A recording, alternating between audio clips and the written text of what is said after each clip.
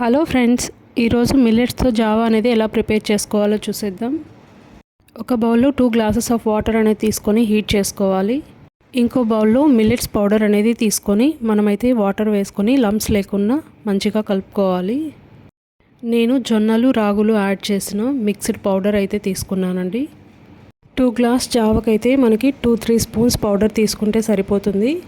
Water heat అయిన తర్వాత అందులో వేసుకోవాలి. ఇప్పుడు ఇలా హీట్ చేసుకునేటప్పుడు మనమైతే స్పూన్తో కలుపుతూ ఉండాలి, ఎందుకంటే లంప్స్ అనేది రాకుండా. ముందు అమ్మమ్మలు నానమ్మల కాలంలో అయితే వాళ్ళు ప్రతిరోజు రాగి సంగటి అలా తినేవాళ్ళు. మోస్ట్లీ అప్పుడైతే ఎవరికి బీపీలు షుగర్లు అలా ఉండేవే కాదు. ఇప్పుడైతే చిన్నపిల్లల నుంచి బీపీలు షుగర్లు పీసీఓఎస్లు అయితే వచ్చేస్తున్నాయి. ఇప్పటితో కంపేర్ చేస్తే వాళ్ళకి లైఫ్ స్పాన్ కూడా ఎక్కువగా ఉండేది. ఇలా మీడియం ఫ్లేమ్లో పెట్టుకొని ఒక థిక్ కన్సిస్టెన్సీ వచ్చేంత వరకు మనమైతే హీట్ చేసుకోవాలి. చల్లారిన తర్వాత 1 కప్ మజ్జిగ అనేది యాడ్ చేసుకోండి. డైలీ అట్లీస్ట్ 1 గ్లాస్ తీసుకోవడానికి ట్రై చేయండి.